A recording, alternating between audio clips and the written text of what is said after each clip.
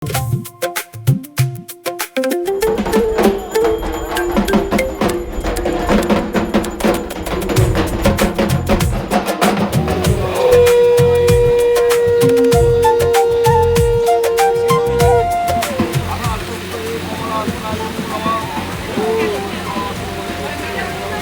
বালিগঞ্জ সর্বজনীন দুর্গাপুজোয় শতবর্ষে পা দিল, কি বলবেন?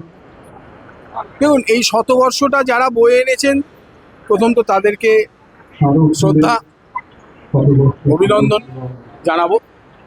আমার জন্ম এই পাড়ায়, আমি জন্মে থেকে এই পুজো দেখছি, কিন্তু তার আগেও যারা 50 বছর পুজো করেছেন তাদের আমার বিনীত শ্রদ্ধা এবং অনেক অনেক শুভেচ্ছা। যে জায়গায় আজকে আমরা দাঁড়িয়ে আছি সেই জায়গাতে সবার দাঁড়িয়ে থাকা সৌভাগ্য হয় না।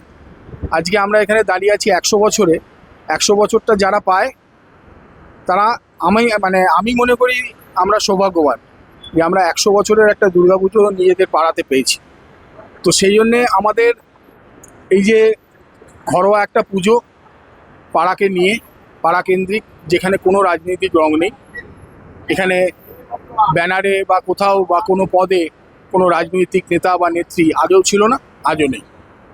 তো সেখানে দাঁড়িয়ে আমরা যেটা বয়ে বেড়াচ্ছি সেটা নিয়ে আমাদের সাবেকি পুজো, সাবেকি দুর্গা 100 বছর ধরে করে চলেছি, একচালার দুর্গা।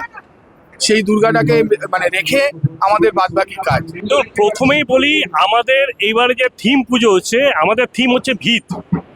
ভিত মানে হচ্ছে আমাদের শিকড়। শিকড় আমরা যেখান থেকে উঠে আসছি, এবং এখানে আমরা বলতে চাইছি যে 100 বছর ধরে আমরা যে আমাদের যে শিকড় আছে সেই শিকড়টাকে আমরা মননে আনছি। তারা যারা ছিলেন 100 বছর আগে, যারা পুজো শুরু করেছিলেন, সেখান থেকে শুরু করি 100 বছর অব্দি যা আছে আজ অব্দি, সেটা আমরা থিমের মধ্যে নিয়ে আসছি।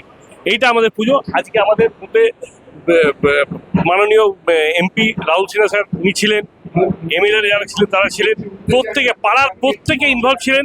যাদের আমি অ্যাজ এ সভাপতি, আমাকে কোনো কাজই করতে হয়নি, আমাদের পাড়ার প্রত্যেকটা লোক এক একটা সভাপতি, তারা প্রত্যেক পুজোটা পুরোটা এই খুঁটি পুজোটা সাকসেসফুল করার পিছনে তাদেরই অবদান, এবং তারা পুরোটা অ্যাক্টিভলি পুরো পাড়া নেমেছে।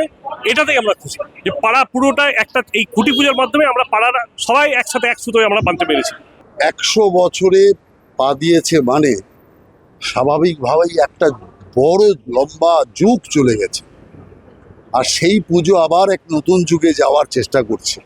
অতএব স্বাভাবিকভাবে এটা অত্যন্ত আনন্দের। আর এই 100 বছরে পদার্পণ করলো এই পুজোতে আসতে পেরে নিজেকে ধন্য লাগছে।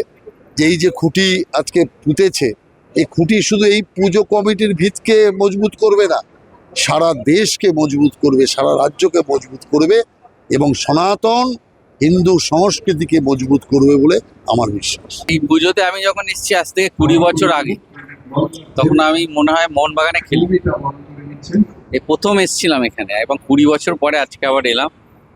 এত অতিথিরা এসছেন, এবং এটা 100 বছর, তো এটা তো আর